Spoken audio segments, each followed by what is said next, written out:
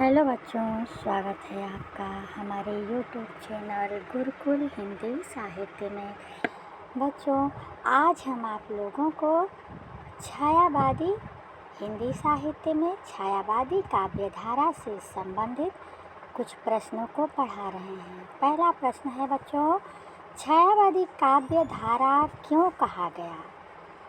तो इसमें option D जो है, आध्यात्मिक छाया दर्शन की प्रवृत्ति छायावादी काव्य में न तो कल्पना के कारण, न तो विद्रोह के कारण, न ही पलायन के कारण, बल्कि छायावादी काव्यधारा इसको इसलिए कहा गया क्योंकि इसमें आध्यात्मिक छाया के दर्शन होते हैं। इस काव्य में आध्यात्मिक छाया के दर्शन होते हैं।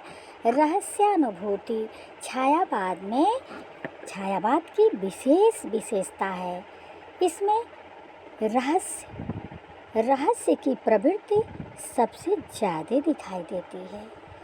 तो रहस्य और छायावादी छाया के दर्शन के कारण इसको छायावादी काव्यधारा कहा गया। अगला है, मुकुटधर पांडे को छायावाद का जनक किसने कहा है?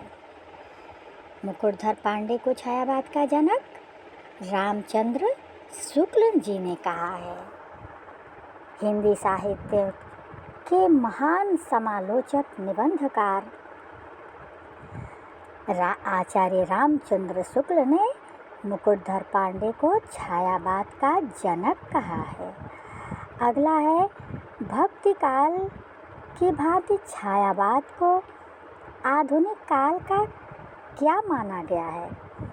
तो भक्ति काल की भांति छायावाद को आधुनिक काल का स्वर्ण युग कहा गया है।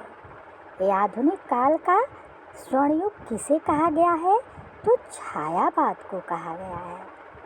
अगला है, छायावादी काव्य के महानतम कवि एवं उनकी रचना का नाम बताइए। तो छायावाद के जिन्हें महानतम कवि और जनक भी कहा जाता है, छायावाद का जिन्हें जनक भी कहा जाता है, वे हैं जयशंकर प्रसाद जी और उनकी सबसे महत्वपूर्ण महाकाव्य है उनका कामायनी।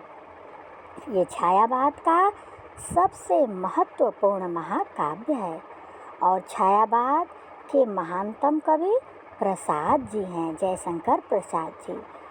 अगला है, राम की शक्ति पूजा के रचयिता हैं। राम की शक्ति पूजा के रचयिता हैं महाकवि निराला जी। निराला जी जो है उनका पूरा नाम क्या है? सूर्यकांत त्रिपाठी निराला। उनकी महत्वपूर्ण रचना है राम की शक्ति पूजा। अगला है, ज्ञानपीठ पुरस्कार से पुरस्कृत रचनाएं हैं।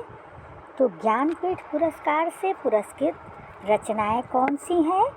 चिदंबरा है जो कि पंत जी की है, जिस पर प्रथम बार उन्हें जिस रचना पर ज्ञानपीठ पुरस्कार प्राप्त हुआ था वह रचना है चिदंबरा। और ये पंत जी की रचना है, सुमित्रानंदन पंत जी की रचना है। और दूसरी ज्ञानपीठ से पुरस्कृत रचना है यामा, जो महादेवी वर्मा जी की है, जो छायावाद के 4 स्तंभों में आती हैं। अगला है, प्रणय मूलक वैयक्तिक काव्यधारा के कवि हैं। तो प्रणय मूलक वैयक्तिक काव्यधारा के कवि हैं हरिवंश राय बच्चन, नरेंद्र शर्मा। और यही सबसे विशेष प्रणयमूलक वैयक्तिक काव्यधारा के तो विशेष कवि हरिवंश राय बच्चन जी हैं, जिनकी रचनाएं हैं मधुशाला, मधुबाला और मधु कलश। इन्हें प्रणय मूलक वैयक्तिक काव्यधारा का कवि कहा जाता है। तो बच्चों, आज मैं अपनी वाणी को इन्हीं महत्वपूर्ण प्रश्नों के साथ विराम दे रही हूँ।